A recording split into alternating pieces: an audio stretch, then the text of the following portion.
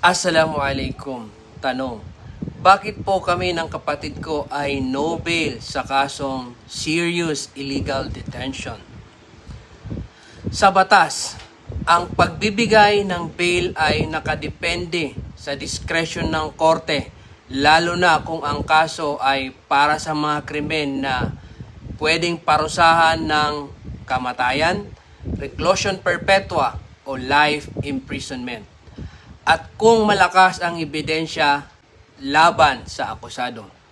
Dahil ang serious illegal detention ay may parusang reclusion perpetua to death, ay walang nire-recommend na bail sa umpisa.